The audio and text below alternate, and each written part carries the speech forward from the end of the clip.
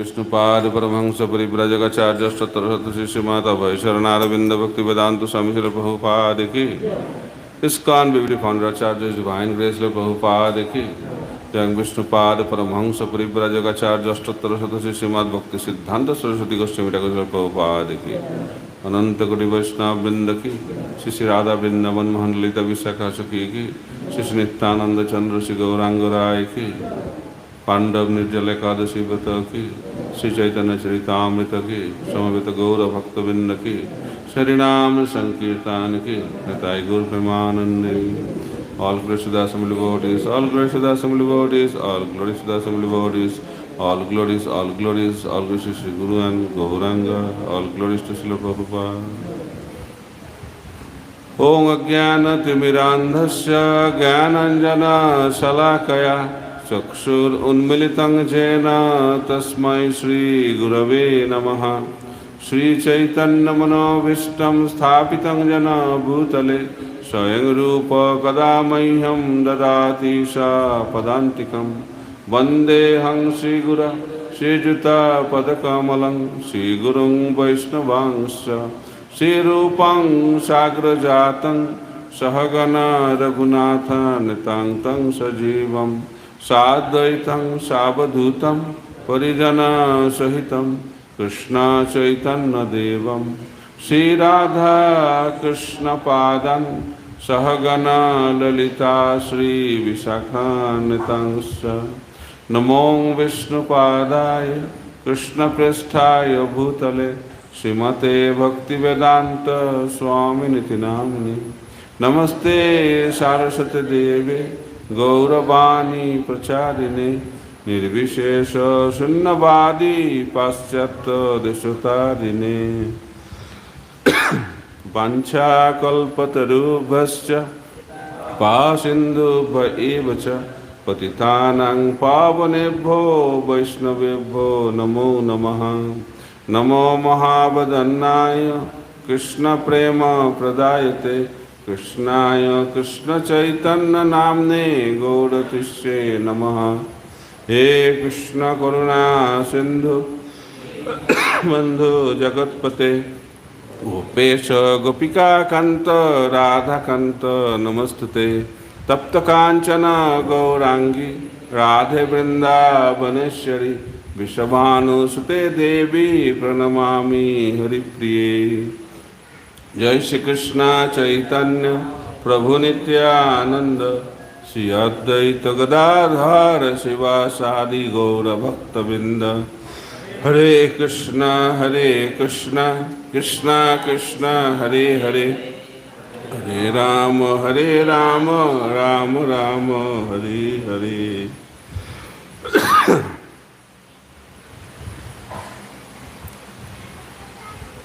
তো আজকে আমরা শ্রী চৈতন্য চরিতামৃত থেকে পাঠ করব, যেখানে শ্রী চৈতন্য মহাপ্রভুর বৃন্দাবন গমন সম্বন্ধে আলোচনা করা হয়েছে। তো শ্রী চৈতন্য চরিতামৃত মধ্যলীলা,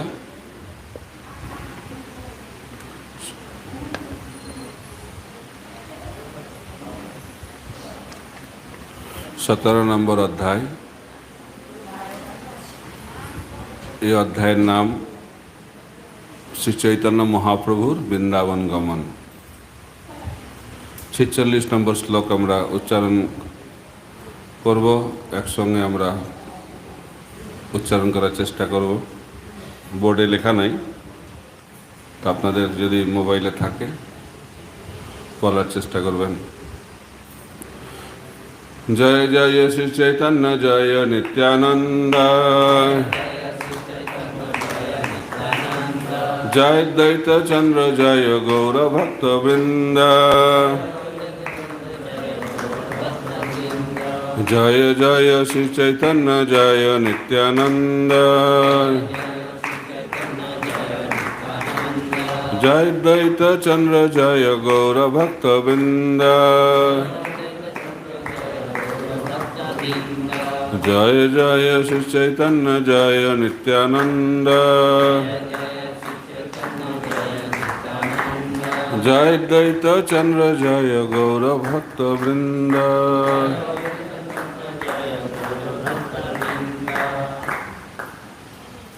ঝাড়িখণ্ডে স্থাবর জঙ্গম আছে যত,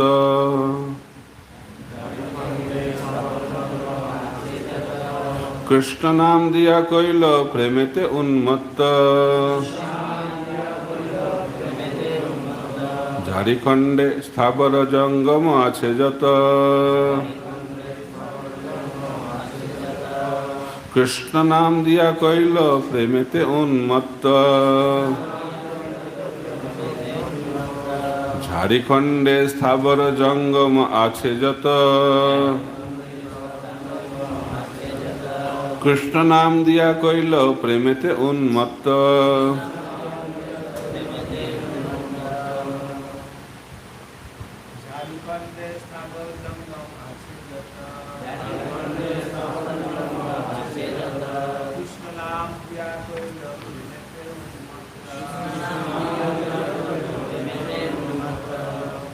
ঝাড়িখণ্ডে স্থাবর জঙ্গম আছে যত, কৃষ্ণ নাম দিয়া কইলা প্রেমেতে উন্মত্ত।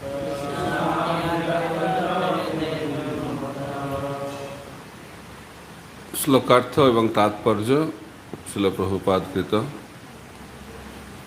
এইভাবে ঝাড়িখণ্ডের বনে সমস্ত স্থাবর জঙ্গম জীবদের কৃষ্ণ নাম দান করে শ্রী চৈতন্য মহাপ্রভু প্রেমোন্মত্ত করেছিলেন।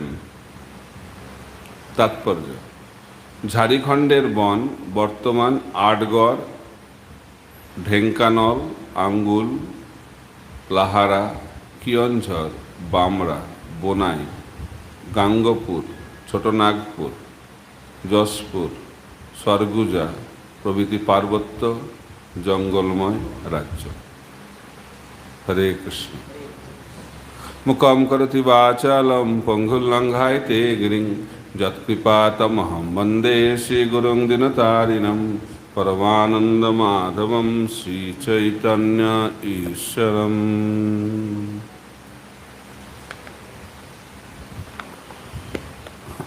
হরে কৃষ্ণ। তো আজ, কাল এবং আগামী পরশু আমরা শ্রী চৈতন্য চরিতামৃত থেকে পাঠ করার সিদ্ধান্ত নিয়েছি। আশা করি আপনারা তাতে সন্তুষ্ট হবেন, কারণ আজ পাণ্ডব নির্জলা একাদশী, আগামী পরশু হচ্ছে পানিহাটি চিরাদদী মহামহোৎসব। এখন চৈতন্য চরিতামৃত থেকে পাঠ করলে মহাপ্রভুর বিশেষ কৃপা লাভ হবে। তা আমরা জানি কিভাবে চৈতন্য মহাপ্রভু এই জগতে আবির্ভূত হয়েছিলেন প্রেম দান করার জন্য, কৃষ্ণ প্রেম দান করার জন্য। তো কৃষ্ণ প্রেম কিভাবে দান করেছিলেন? হরিনামের মাধ্যম দিয়ে। তো গয়া যাওয়ার আগে, গয়াতে যখন তিনি গেলেন পিতৃশ্রাদ্ধ করার জন্য, তার আগে মহাপ্রভু পড়ুয়ার অভিনয় করছিলেন। তিনি একজন ছাত্র হিসেবে তিনি তার জীবন অতিবাহিত করছিলেন নবদ্বীপে। অত্যন্ত পণ্ডিত, নিমাই পণ্ডিত, ব্যাকরণ এবং অন্যান্য শাস্ত্রে বিদগ্ধ পণ্ডিত। কিন্তু ভক্তরা খুব অসন্তুষ্ট। বৈষ্ণব ভক্তরা ভাবছে যে নিমাইভাবে সময় নষ্ট করছে, খালি নিজে সময় নষ্ট করছে না, অন্যকে ধরে তাদেরও সময় নষ্ট করছে। এর বৈষ্ণবরা যদি নিমাইকে দেখতো এই রাস্তা দিয়ে আসছে, তো অন্য রাস্তা দিয়ে চলে যেত।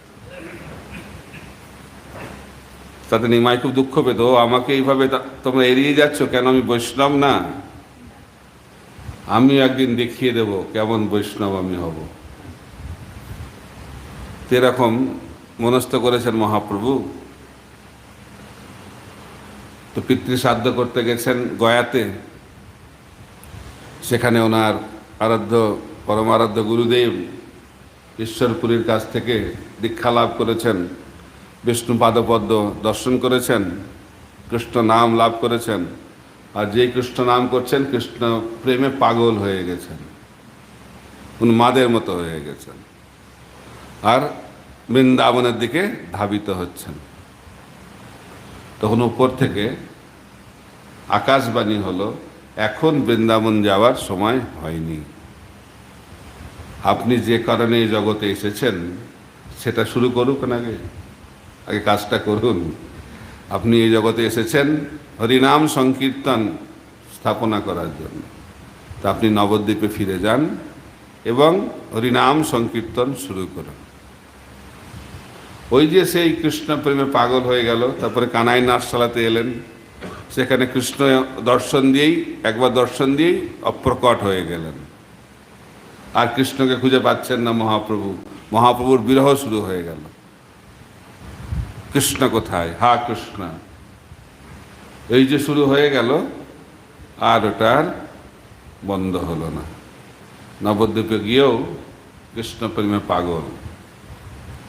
কিবা মন্ত্র দিলা গোসাই, কিবা তার বল, জপিতে জপিতে মন্ত্র করিলা পাগল। তো মহাপ্রভু কৃষ্ণ নাম করে কৃষ্ণ প্রেমে পাগল হয়ে নৃত্য কীর্তন করছেন। তো এখন নবদ্বীপে অনেকে পছন্দ করছে, আবার অনেকে পছন্দ করছে না। এবার কি ধরনের ধর্ম? ভাবুকের ধর্ম। খালি দিনের বেলায় হরিনাম করে না, রাত্রেবেলাতেও সারা রাত হরিনাম করছে। ওরা ভাবছে মনে হয় খাওয়া দাওয়া ঠিক মতো হচ্ছে না, উপবাস আছে, তাই জন্য চিৎকার করে। আর দরজা বন্ধ করে কি যে করে বোঝা যাচ্ছে না। তো পড়ুয়াদের সঙ্গেও গণ্ডগোল হয়েছে, মহাপ্রভুকে অপমান করছে, মহাপ্রভুকে মারার প্ল্যান করছে। তো সেই সমস্ত ভেবে মহাপ্রভু ভাবলেন, সেই সমস্ত দেখে মহাপ্রভু ভাবলেন যে আমি তো এলাম এদেরকে কৃষ্ণ প্রেম দেওয়ার জন্য, তাদেরকে উদ্ধার করার জন্য, কিন্তু তারা তো আমার চরম অপরাধ করছে। সেই কারণে আমাকে এখন সন্ন্যাস নিতে হবে। কারণ তারা বুঝতে পারছে না আমি কে, আমাকে সম্মান করছে না। কিন্তু যদি আমি সন্ন্যাস গ্রহণ করি তাহলে সবাই আমাকে সম্মান করবে, তাহলে তারা উদ্ধার লাভ হবে। তো সন্ন্যাস গ্রহণ করলেন, চলে গেলেন কাটোয়া। কাটোয়াতে কেশব ভারতী মহারাজের কাছ থেকে সন্ন্যাস দীক্ষা গ্রহণ করে আবার পাগল হয়ে গেছে, আবার বৃন্দাবনের দিকে দৌড়াচ্ছেন। হা কৃষ্ণ করতে করতে বৃন্দাবনের দিকে ধাবিত হচ্ছেন। তো নিত্যানন্দ প্রভু ভাবলেন, এখন যদি মহাপ্রভু বৃন্দাবনে চলে যায় তাহলে নবদ্বীপবাসী কোনো ভক্তকে আর বাঁচিয়ে রাখা যাবে না। কারণ তো কেউ জানে না, কয়েকজন ভক্ত ছাড়া কেউ জানে যে মহাপ্রভু সন্ন্যাস নিয়েছে। এখন তো খবর ছড়িয়ে গেছে মহাপ্রভু সন্ন্যাস নিয়েছে, তারা তখন বিরহে পাগল হয়ে যাবে। তাই নিত্যানন্দ প্রভু ভাবলেন, মহাপ্রভুকে এখন বৃন্দাবন যেতে যাওয়া যাবে না, তাকে ঘুরিয়ে নিয়ে যাও। এই এলাকা রাঢ় দেশ ঘুরিয়ে টুরিয়ে শান্তিপুরে নিয়ে গেছে। তো শান্তিপুরে সবাই এসেছে, নবদ্বীপবাসী ভক্ত। এত ভক্ত দেখে মহাপ্রভু ভাবছে সন্ন্যাস নিয়ে ভুল হলো মনে হচ্ছে, এত ভক্ত ছেড়ে আমি থাকবো কি করে। তো সচিমাতা খুব দুঃখ পেয়েছে, কারণ তার বড় পুত্র বিশ্বরূপ সন্ন্যাস নিয়ে যে কোথায় গেল কোনো খবর নাই। এখন আবার এই ছেলেও সন্ন্যাস নিয়েছে, এবার যদি বৃন্দাবনে চলে যায় কোনো খবর পাওয়া যাবে না। খুব দুঃখ পেয়েছে, বলছে আমি আর শরীর রাখতে পারবো না, মনে হচ্ছে শরীর ত্যাগ করতে হবে। তখন নিমাই বলছে, না না, তুমি যেটা বলবে, যেখানে থাকতে বলবে আমি সেখানেই থাকবো। তো সচিমাতা বললেন, বৃন্দাবনের অনেক দূর হয়ে যাবে, আর সন্ন্যাস নেওয়ার পরে তো নিজের গৃহে থাকা যায় না, নবদ্বীপে তুমি থাকতে পারবে না, লোকে নিন্দা করবে। সন্ন্যাসের পরেও নিজের জায়গায় রয়েছে, এবার কি ধরনের সন্ন্যাস। তাই লোকনিন্দা সহ্য করতে পারবো না, তাই নবদ্বীপেও থাকা যাবে না। তো সেই কারণে একটা জায়গা রয়েছে, খুব ভালো জায়গা, সেটা জগন্নাথ পুরী।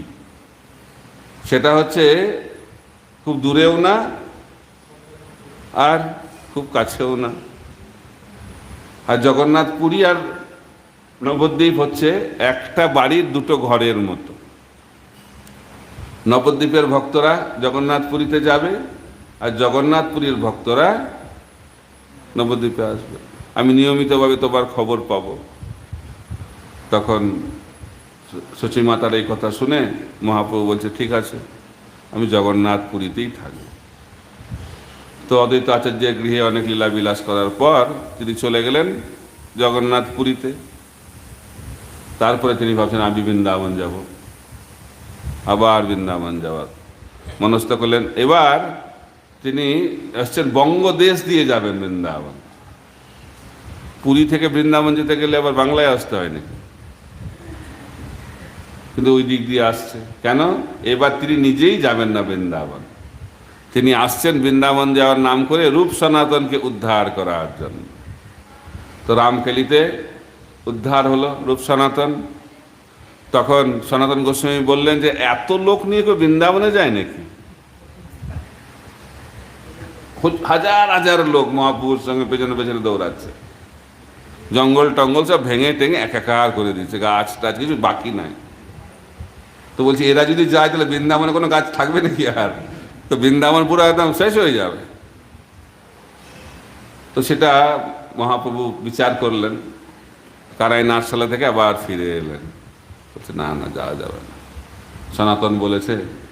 কিন্তু নিজের ইচ্ছা দিয়ে সে যাচ্ছে না, কিন্তু সনাতনকে মাধ্যম করে তিনি আবার ফিরে এলেন জগন্নাথ পুরীতে। তো 3 বার যাওয়া হলো না, এবার চতুর্থবার এবার মহাপ্রভু বলছেন আমি যাব, কিন্তু আমার সঙ্গে কেউ যাবে না, আমি একা একা যাব। কারণ পার্শ্বদরা থাকলেই অনেক ঝামেলা করছে মহাপ্রভু, আর কেউ গেলে আর অন্যরা দুঃখ পাচ্ছে, আমাকে নিল না, ওনাকে নিল, এক সমস্যা। তখন ওনার পার্শ্বদরা বলছে না, আপনি তো একা যেতে পারবেন না, একজনকে তো নিতেই হবে আপনাকে। আপনার রান্না করে কে দেবে, কি খাবেন কোনো ঠিক নেই। আপনি এক হাতে দণ্ড ধরবেন, আর এক হাতে কমণ্ডলু ধরবেন, আপনি আপনার লাগেজ কি করে নিয়ে যাবেন? কি করে আপনি সব কিছু নিয়ে যাবেন? একা একা সম্ভব না। তো একজনকে দেয়া যাবে। তো একজন গেলে তো কোনো অসুবিধা নেই। বলছে একজন যেতে পারে, কিন্তু তোমাদের মধ্যে থেকে কেউ না, নতুন লাগবে, নতুন ভক্ত লাগবে, তাহলে আর কোনো ঝামেলা হবে না। তো কে যাবে? তো বললো খুব একটা সুন্দর একটা ভক্ত রয়েছে, তার নাম হচ্ছে বলভদ্র ভট্টাচার্য, ব্রাহ্মণ। তার আবার তীর্থ ভ্রমণেরও খুব ইচ্ছা, আপনার সঙ্গে থাকারও খুব ইচ্ছা।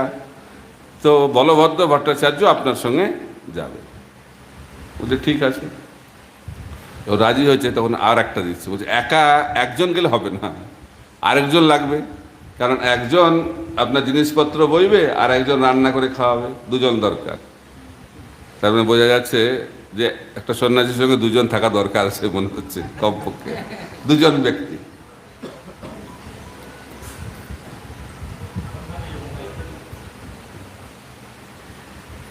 তো বলভদ্র ভট্টাচার্য আর একজন, দুজনে মহাপ্রভুর সঙ্গে যাত্রা শুরু করলেন। তো মহাপ্রভু মেন রাস্তা দিয়ে যাচ্ছেন না বৃন্দাবন, তিনি ঝাড়িখণ্ডের জঙ্গল দিয়ে যাচ্ছেন। তার বর্ণনা এই অধ্যায়ে, যে অধ্যায় থেকে আমি শ্লোকটা পড়লাম, সেখানে ব্যাখ্যা করা হয়েছে, অপূর্ব সেই ব্যাখ্যা। তো আজকে সেই জিনিস আমরা আলোচনা করব। হরিনামের প্রভাব। এখন যাচ্ছে মহাপ্রভু জঙ্গলের মধ্যে দিয়ে। তো জঙ্গলে কারা থাকে? অনেক রকম পশু থাকে, বাঘ, ভাল্লুক, হাতি কোনো বাকি নাই। আর অনেক সংখ্যায় রয়েছে ঝাড়িখণ্ডের জঙ্গলে। তো বলভদ্র ভট্টাচার্য ভাবছে, বাবা রে বাবা, কোথায় এসে গেলাম? তো বৃন্দাবনে যাওয়ার কথা ছিল, এখন বৃন্দাবনে যাওয়ার আগে জীবনটা থাকে কিনা দেখি। খুব ভয়ে ভয়ে আছে, এত পশু। তো খুব ভয় পাচ্ছে বলভদ্র ভট্টাচার্য, কিন্তু মহাপ্রভু কৃষ্ণ প্রেমে উন্মাদ হয়ে চলছে, তার কোনো বিকার নেই। তো এইভাবে যখন যাচ্ছে, তখন দেখছে বলভদ্র ভট্টাচার্য মহাপ্রভুর চরণটা একটা ঘুমন্ত বাঘকে স্পর্শ করেছে। ঠিক আছে, ঘুমন্ত বাঘ মহাপ্রভুর চরণ স্পর্শে জেগে উঠেছে। তো বাঘ জেগে উঠলে কি হবে বোঝা যাচ্ছে। বলভদ্র ভট্টাচার্যের ভেতরটা তো এখন ধুক ধুক ধুক ধুক করছে, প্রাণ যায় যায় অবস্থা। কিন্তু মহাপ্রভু যখন দেখছে যে বাঘটা জেগে উঠেছে, তাকে অনুপ্রাণিত করছে। কি বলছে বলো? কৃষ্ণা কৃষ্ণা। আপনারা বলুন, কৃষ্ণা কৃষ্ণা কৃষ্ণা কৃষ্ণা কৃষ্ণা কৃষ্ণা। যখন মহাপ্রভু বলছে, বাঘটাও দু হাত তুলে বলছে কৃষ্ণ কৃষ্ণ। কৃষ্ণ নামে পাগল হয়ে গেছে বাঘটা। তো বলভদ্র ভট্টাচার্য অবাক হয়ে দেখছে কি ঘটছে, বাঘও হরি নাম করছে। তারপরে মহাপ্রভু একটা পুকুরে তিনি স্নান করে গায়ত্রী মন্ত্র জপ করছেন, একটা হাতির দল এসে গেছে। হাতির দল, পাগলা হাতির দল। তো বলভদ্র ভট্টাচার্য ভাবছে বাঘ তো হলো, এবার এবার হাতির পালা। ও তো ভয় আছে, খুব ভয় আছে। তখন মহাপ্রভু কি করেছে, জলটা নিয়ে হাতির শরীরে ছুঁড়ে দিয়েছে। আর মহাপ্রভুর স্পর্শের জল যখন হাতিদেরকে স্পর্শ করেছে, তাদের মধ্যে ভক্তি জাগরিত হয়েছে। তখন মহাপ্রভু হাতিদেরকে অনুপ্রাণিত করছে কৃষ্ণ নাম করার জন্য। ঘুমন্ত বাঘটা কৃষ্ণ প্রেম লাভ হয়ে গেল, তার পাগলা হাতিদের কৃষ্ণ প্রেম লাভ হয়ে গেল। কিভাবে হলো? হরিনাম করার মাধ্যমে। হরে কৃষ্ণ কৃষ্ণ কৃষ্ণ হরে হরে, হরে রাম রাম রাম হরে হরে।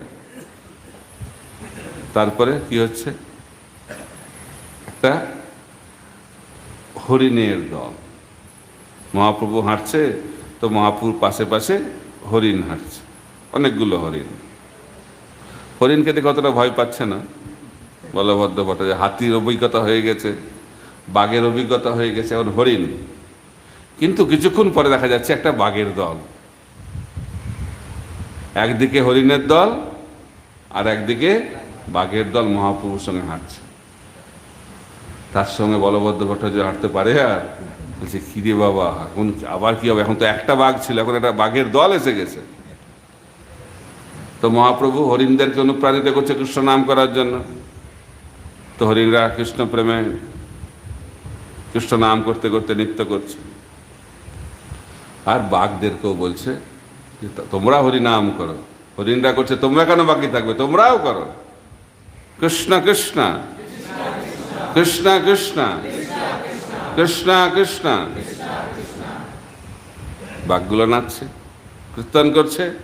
তো একদিকে হরিণ আর একদিকে বাঘ। এরকম দেখা যায় কখনো? বাঘের সঙ্গে হরিণের সম্পর্ক জানেন তো আপনারা।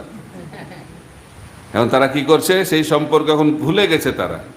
প্রভুপাদ বলছেন মহাপ্রভুর কৃপার ফলে তারা দেহাত্ম বিদ্যুৎ থেকে মুক্ত হয়ে তারা স্বরূপ সিদ্ধি লাভ করেছে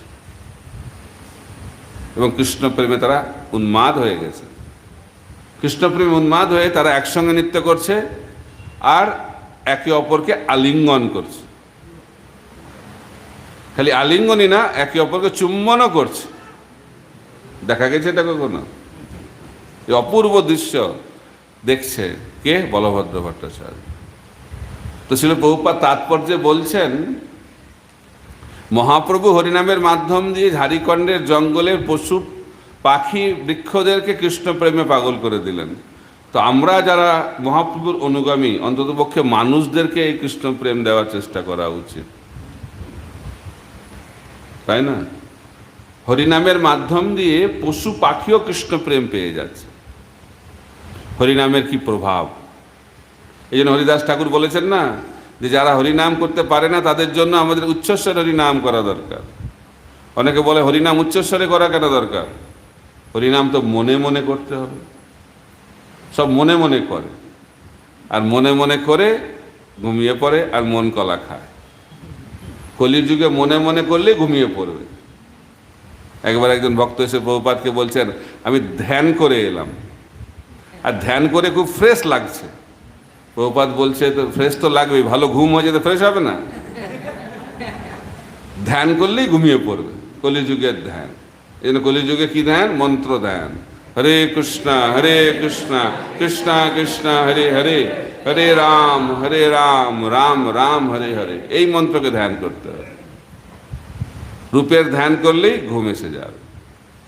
নামের ধ্যান করতে হবে, নাম উচ্চারণ করতে হবে, উচ্চস্বরে কীর্তন করতে হবে, তাহলে আমরা নামের ফল লাভ করতে পারব, উচ্চস্বরে কীর্তন। এইভাবে ঝাড়খণ্ডের জঙ্গলের মধ্যে দিয়ে মহাপ্রভু যখন যাচ্ছিলেন, তখন বাঘ, হাতি, হরিণ, গাছপালা, পাখি সকলেই কৃষ্ণ প্রেম পেয়ে গেলেন। পুরো ঝাড়খণ্ডের যত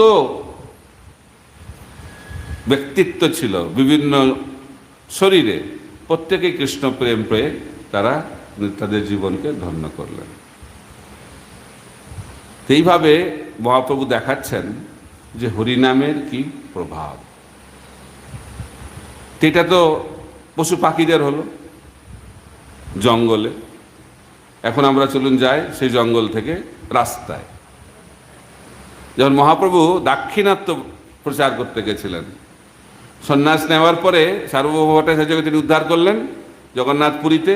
তারপরে তিনি বললেন, আমি দক্ষিণ ভারতে যাব, দক্ষিণে যাব প্রচার করতে, আমার সঙ্গে কেউ যাবে না। কালাকৃষ্ণ দাস গেছিল খালি, কাউকে নিচ্ছে না, কারণ জানেন নিলেই বিপদ আছে, নেওয়া যাবে না কাউকে। এখন আলারনাথ থেকে যাত্রা শুরু হয়েছে। আলারনাথ, ওখানে লক্ষ লক্ষ ভক্ত, তাদেরকে বিদায় দিয়ে মহাপ্রভু কৃষ্ণ নাম করতে করতে যাচ্ছেন। কোন গানটা? কৃষ্ণ কৃষ্ণ কৃষ্ণ কৃষ্ণ কৃষ্ণ কৃষ্ণ কৃষ্ণ হে, এই কীর্তন, এই কীর্তন করতে করতে মহাপ্রভু দাক্ষিণাত্যের পথে রওনা দিলেন। অপূর্ব সেই রূপ। চৈতন্য মহাপ্রভু কেমন দেখতে, কেমন সৌন্দর্য তার? অসীম সৌন্দর্য, অপূর্ব দেখতে, কারণ ভগবান তো অপূর্ব সেই সৌন্দর্য। তারপরে সন্ন্যাস বেশ, অবাক হয়ে যাচ্ছে লোকে। তো যখন যাচ্ছেন মহাপ্রভু রাস্তা দিয়ে, তখন গ্রামের কিছু লোক এসে গেছে মহাপ্রভুকে দেখার জন্য। কারণ মহাপ্রভুকে দেখে তাদের খুব ভালো লেগেছে। তো মহাপ্রভুকে যখন দর্শন করেছে, তখন মহাপ্রভু তাদেরকে বলছেন যে হরিনাম করো, হরি বল, হরি বল, হরি বল। তারা মহাপ্রভুর অনুপ্রেরণায় হরিনাম করছে, আর হরিনাম করে তারা আনন্দ পাচ্ছে। আর তাদের হরিনাম দেখে মহাপ্রভু খুব কৃতজ্ঞ হয়ে গেছেন, আরে তারা হরিনাম করছে আমি বললাম বলে। তো মহাপ্রভুকে তাদেরকে আলিঙ্গন করেছে। তো প্রেম আলিঙ্গন হয়েছে, আর প্রেম আলিঙ্গনের সঙ্গে সঙ্গে কৃষ্ণ প্রেম। কোনো মঙ্গল আরতি নাই, কোনো দীক্ষা নাই, ভক্তিবৃক্ষ নাই, গুরু পূজা নাই, ভাগবত পাঠ নাই, কিন্তু কৃষ্ণ প্রেম। কিভাবে কৃষ্ণ প্রেম হয়ে গেল? একবার খালি আলিঙ্গনে কৃষ্ণ প্রেম। আর কৃষ্ণ প্রেম হলে আচরণটা একটু অন্যরকম হয়ে যায়। কখনো হাসবে, কখনো কাঁদবে, কখনো দৌড়াবে, কখনো দাঁড়িয়ে যাবে। প্রেমের বিভিন্ন লক্ষণ, অষ্টসাত্ত্বিক বিকার তার শরীরে প্রকটিত হবে। এই সমস্ত লোকদের মধ্যে সেই সমস্ত প্রেমের বিকার দেখা দিয়েছে। তারা যখন গ্রামে ফিরে গেছে, তখন গ্রামবাসীরা ভাবছে, যখন গেছিল তখন তো স্বাভাবিক ছিল, এখন তো দেখা যাচ্ছে মনে হচ্ছে মাথাটা মনে হয় গন্ডগোল হয়েছে, অস্বাভাবিক আচরণ করছে, পাগল হয়ে গেছে মনে হয়। ঠিকই বলছে তারা, কারণ এই সমস্ত ভক্তরা কৃষ্ণ প্রেমে পাগল হয়ে গেছে। তো মজা দেখার জন্য লোক ভিড় করে, বলে চল দেখে আসি কিরকম পাগল হয়েছে, পাগল দেখে আসি চল। তো তারা দেখতে এসছে গ্রামে, গ্রামের লোকেরা যে কেমন হয়েছে তাদের অবস্থা। তারা যখন এসেছে গ্রামবাসীরা, তখন তাদেরকেও এই যারা কৃষ্ণ প্রেমে মত্ত হয়ে গেছে তারা বলছে হরি বল, হরি বল, হরি বল। প্রত্যেকটা গ্রামবাসী, পুরো গ্রাম কৃষ্ণ প্রেমে মেতে গেল, সবাই কৃষ্ণ ভক্ত হয়ে গেল। কিরকম নামহট্ট প্রচার দেখা যাচ্ছে? এটা হচ্ছে নামহট্ট প্রচার, নামের মাধ্যম দিয়ে প্রচার হচ্ছে। পুরো গ্রাম কৃষ্ণ ভক্ত হয়ে গেল। কারণ পাশের গ্রামের লোকেরা ভাবছে এই গ্রামের লোকেদের কি হলো রে বাবা, চলো দেখে আসি মজাটা। তো ওই পাশের গ্রাম থেকে কিছু লোক চলে এসেছে দেখতে মজা। তো তারাও যখন এসেছে, তাদেরকে অনুপ্রাণিত করছে হরিনাম করার জন্য। তারাও কৃষ্ণ ভক্তি লাভ করেছে হরিনামের প্রভাবে। তারা যখন গ্রামে ফিরে গেছে, তাদেরকে দেখার জন্য যখন গ্রামবাসীরা এসছে, তাদের অনুপ্রেরণায় সমস্ত গ্রামবাসী কৃষ্ণ ভক্ত হয়ে গেছে। তো এইভাবে কৃষ্ণদাস কবিরাজ গোস্বামী বলছেন, এক গ্রাম থেকে দ্বিতীয় গ্রাম, দ্বিতীয় গ্রাম থেকে তৃতীয় গ্রাম, এক শহর থেকে আরেক শহর, আরেক নগর থেকে আরেক নগর, এইভাবে পুরো দক্ষিণ ভারত কৃষ্ণ ভক্তে পরিণত হয়েছে। কিভাবে সম্ভব হলো? খালি একবার হরি নাম, হরে কৃষ্ণ কৃষ্ণ কৃষ্ণ হরে হরে, হরে রাম রাম রাম হরে হরে, আর মহাপ্রভুর প্রেম আলিঙ্গন, সবাই কৃষ্ণ ভক্ত হয়ে গেল। প্রচারটা কত সহজ, কিন্তু আমরা এত চেষ্টা করে হচ্ছে না। কতবার 16 মালা 32 মালা দীক্ষা শিক্ষা কত কিছু, তারপরেও কৃষ্ণ প্রেম আর হচ্ছে না। কেন হচ্ছে না? মনে হচ্ছে নামের ক্ষমতাটা মনে কমে গেছে, কলিযুগের প্রভাবে নামের ক্ষমতা কমে গেছে নাকি? না, নাম একই শক্তিশালী রয়েছে। নাম চিন্তামণি কৃষ্ণ চৈতন্য রস বিগ্রহ, পূর্ণ শুদ্ধ নিত্য মুক্ত অভিন্নতাক নাম নামিন। নাম হচ্ছে কি? চিন্তামণি। তো কৃষ্ণ প্রেম কে পাবে? একটা তো অহৈতুকী কৃপা, মহাপ্রভুর অহৈতুকী কৃপাতে সবাই কৃষ্ণ প্রেম পেয়ে যাচ্ছে। তো মহাপ্রভু তো প্রেম আলিঙ্গন দিয়ে কৃষ্ণ প্রেম দিয়েছে, আর নিত্যানন্দ প্রভু উনি আর এক ভাবে কৃষ্ণ প্রেম দিয়েছে। ওরা একটু শুনি আমরা আজকে, যেহেতু নিত্যানন্দ প্রভু দাঁড়িয়ে রয়েছেন, ওনার কথা না বললে অপরাধ হতে পারে। উনি খুশি হচ্ছেন মহাপ্রভুর কথা চলছে, কিন্তু মহাপ্রভু ভাবছেন যে নিতাইয়ের কথা বলছে না কেন। তো নিত্যানন্দ প্রভু রাঘব ভবনে যখন তিনি কীর্তন করছেন, এর অপূর্ব ব্যাখ্যা রয়েছে। তো কৃষ্ণপ্রেমে সবাই উন্মত্ত, পাগল হয়ে গেছে, আর এত ভক্ত জায়গা নাই।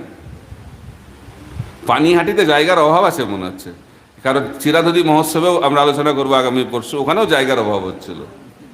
তো যদি ভালো প্রচার হয়, জায়গা ছোট হয়ে যায়, এটা ঠিক।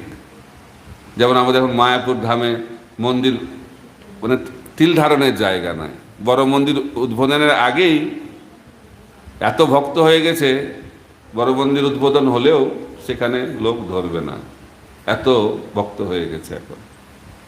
তো এখন রাঘব ভবনে ছোট বাড়ি, আর প্রচুর ভক্ত, প্রচুর ভক্ত। তো কোথায় কোথায় ভক্তরা নৃত্য করছে? বলছে গাছে উঠে গেছে, ভূমিতে জায়গা নেই তো কোথায় উঠেছে? গাছে উঠে গেছে। গ্যালারি গাছে উঠে গেছে, গাছের ডালে উঠেছে, গাছের পাতায় পাতায় পাতায় ভক্তরা নৃত্য করছে। আর মহাপ্রভু তো আলিঙ্গনের মাধ্যম দিয়ে প্রেম দিলেন, আর নিত্যানন্দ প্রভু কিভাবে প্রেম দিচ্ছেন?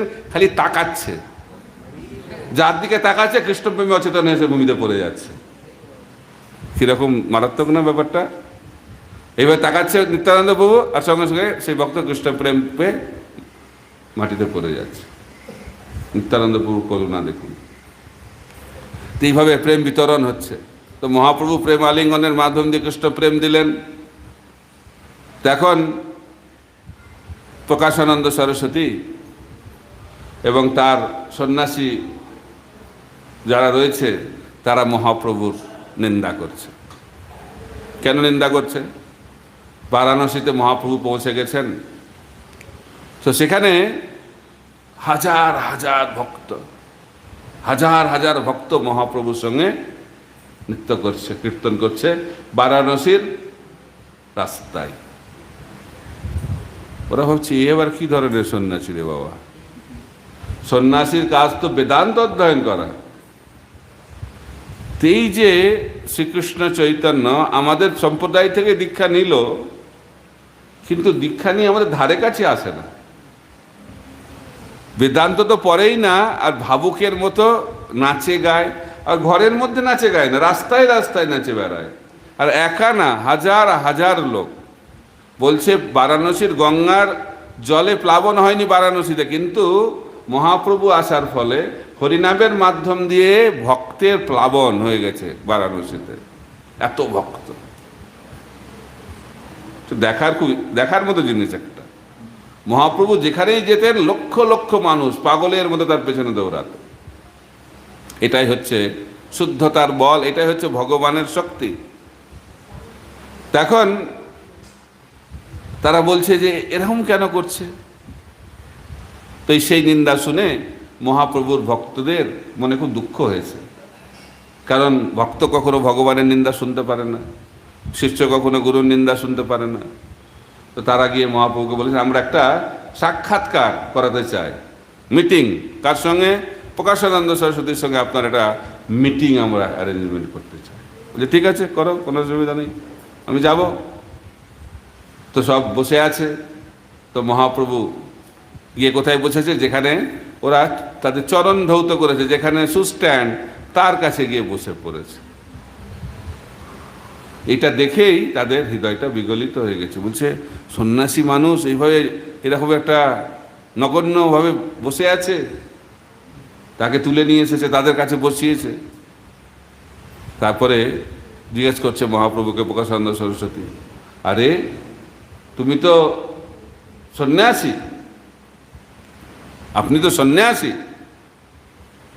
কিন্তু সন্ন্যাসী বেদান্ত অধ্যয়ন করেন না, আমাদের সঙ্গে মেশেন না, দূরে দূরে থাকেন, ভাবুকের মতো রাস্তায় রাস্তায় হরিনাম করেন, পাগলের মতো আচরণ করেন। এটা কি ধরনের সন্ন্যাসীর আচরণ? কেন এরকম করেন আপনি? একই প্রশ্ন করেছে। তার মহাপ্রভু অত্যন্ত বিনম্রভাবে বলছেন, আমি কি করব? আমার গুরুদেব যখন আমাকে দীক্ষা দিলেন বললেন আমার বেদান্ত অধ্যয়নে কোনো অধিকার নাই, কারণ আমি হচ্ছি একজন মূর্খ। এই জন্য আমার গুরুদেব আমাকে বেদান্ত অধ্যয়ন করার নির্দেশ দিলেন না, তিনি আমাকে একটা মন্ত্র দিলেন। আর এমন একটা মন্ত্র দিলেন, আমি বুঝলাম না কি ধরনের মন্ত্র। সেই মন্ত্রটা উচ্চারণ করলে আমি পাগল হয়ে যাই। কিবা মন্ত্র দিলা গোসাই, কিবা তার বল, জপিতে জপিতে মন্ত্র করিলা পাগল। তো মহাপ্রভু বলছেন যে আমি মন্ত্র উচ্চারণ করলে পাগল হয়ে যায়, আর পাগল হয়ে গেলে কি করছি না করছি কোনো খেয়াল থাকে নাকি? আমি নাচছি না গাইছি না কি করছি কোনো খেয়াল থাকে না। ঠিক আছে, তারপরে তাদের মহাপ্রভুর সঙ্গ লাভ হচ্ছে, তো তাদের হৃদয় পরিবর্তন হচ্ছে।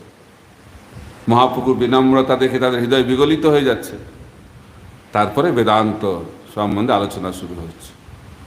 মহাপ্রভু এমন ব্যাখ্যা দিলেন, চৈতন্য চরিতামৃত পড়বেন, বিশদভাবে মহাপ্রভু বেদান্তর ব্যাখ্যা দিচ্ছেন, একটার পর একটা, একটার পর একটা।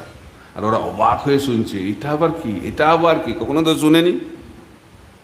সেই বেদান্তের ব্যাখ্যা শুনে তারা বুঝতে পেরেছে ইনি তো সন্ন্যাসী নন, ইনি সাক্ষাৎ নারায়ণ।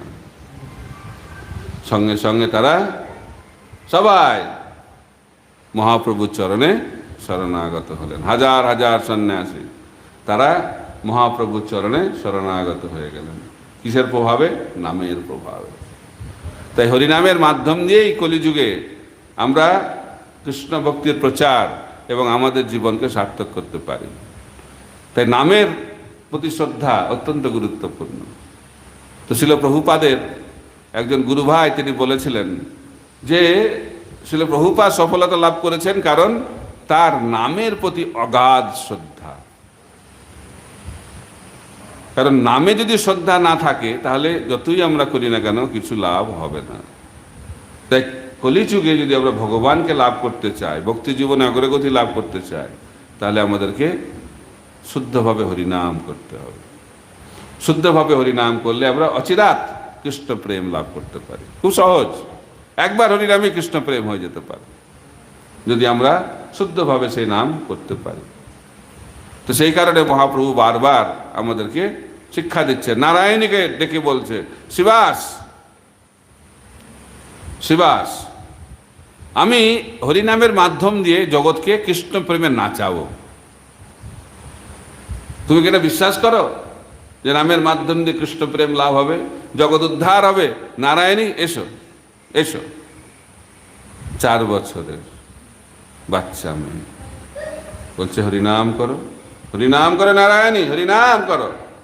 আর নারায়ণী হরিনাম করছে আর ক্রন্দন করতে করতে অচেতন হয়ে কৃষ্ণ প্রেমে পাগল হয়ে ভূমিতে পতিত হয়েছে। এইভাবে মহাপ্রভু খালি মুখে বলেননি, করে দেখিয়েছেন। ঝাড়িখণ্ডের জঙ্গলে সমস্ত পশু পাখিকে উদ্ধার করলেন, বারাণসীতে সমস্ত সন্ন্যাসীদেরকে উদ্ধার করলেন, দক্ষিণ ভারতে সমস্ত মানুষকে উদ্ধার করলেন। তিনি হরিনামের মাধ্যম দিয়ে দেখালেন যে কিভাবে হরিনামের মাধ্যম দিয়ে মানুষ কৃষ্ণ ভক্তি লাভ করতে পারে। কিন্তু আমাদের শ্রদ্ধা সেইভাবে জাগরিত হচ্ছে না, এত শোনার পরেও বিশ্বাস নাই যে হরিনাম করলে কি হবে। সেই কারণে নাম চিন্তামণি, এই শ্রদ্ধা থাকা দরকার। তো সেই কারণে আমি একটা কাহিনী বলে থাকি, খুব এটা বিখ্যাত কাহিনী, আপনারা সকলেই জানেন, কিন্তু বারবার শোনা উচিত। কে কৃষ্ণ প্রেম লাভ করবে কৃষ্ণ নামের মাধ্যম দিয়ে? তো একবার একজন মহাদেবের ভক্ত সিদ্ধি লাভ করেছে। তো মহাদেব বলছে কি চাই? বলছে আমি অত্যন্ত ধনী ব্যক্তি হতে চাই, আমার অনেক ঐশ্বর্য লাগবে, সম্পদ লাগবে। মহাদেব বলছে কোনো অসুবিধা নাই, বৃন্দাবনে চলে যাও, ওখানে একজন আছে সনাতন গোস্বামী বলে একজন আছে, ওনার সঙ্গে দেখা করো, উনি তোমার সমস্ত ইচ্ছাকে পূর্ণ করবে। তো সে ব্যক্তি ভাবছে মনে হয় প্রচুর বড়লোক হবে সনাতন গোস্বামী।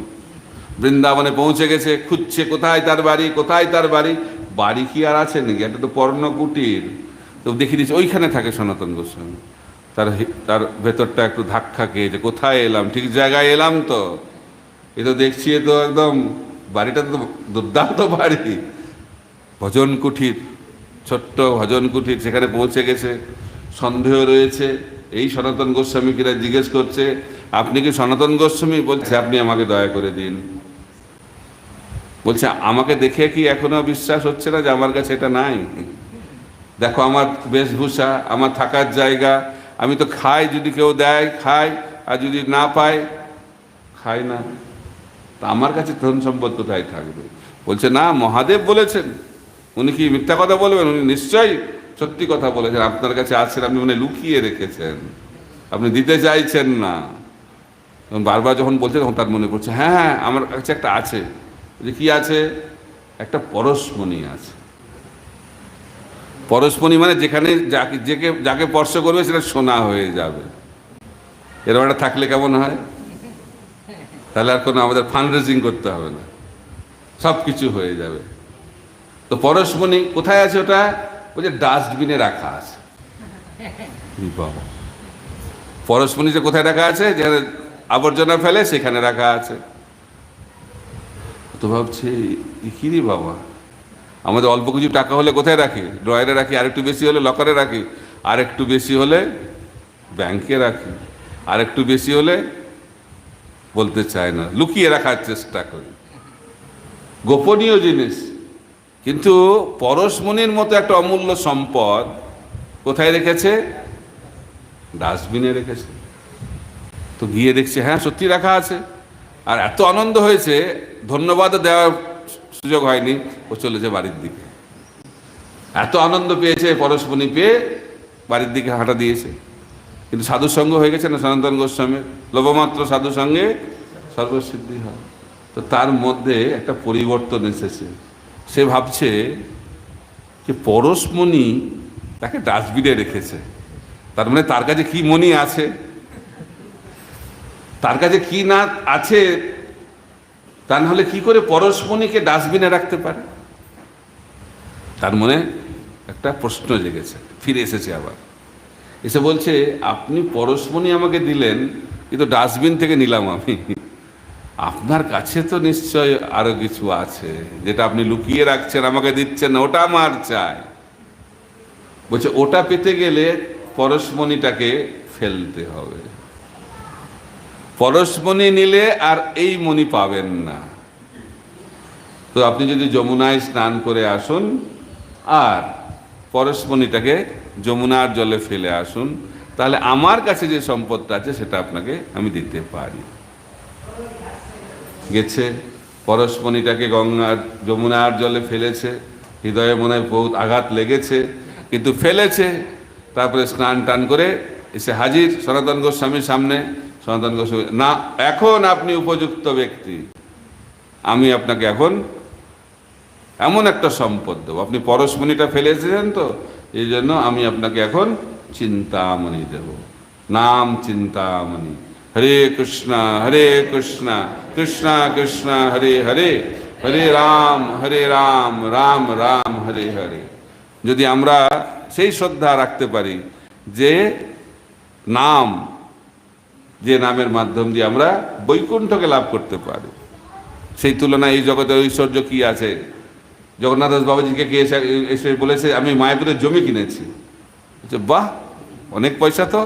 আমি তো জানতাম অনন্ত কোটি ব্রহ্মাণ্ডের সমস্ত ঐশ্বর্যকে একত্রিত করলেও মায়াপুরের একটা ধূলিকণাকে কেনা যায় না।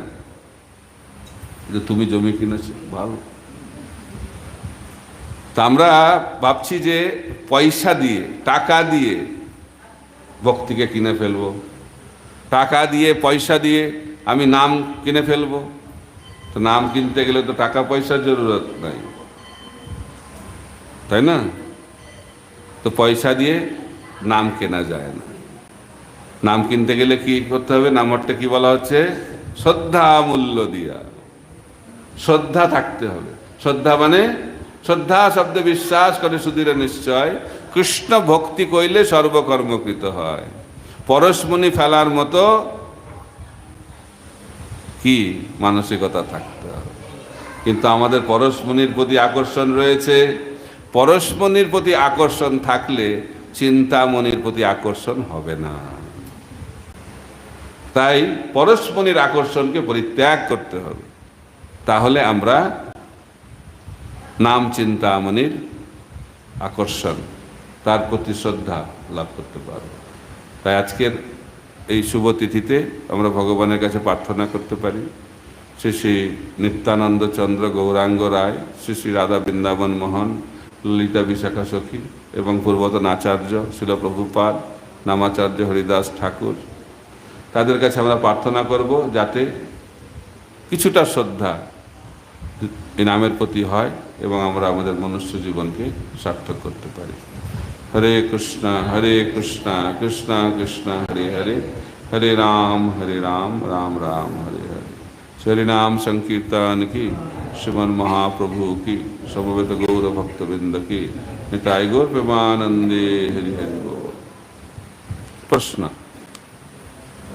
আমরা বলছেন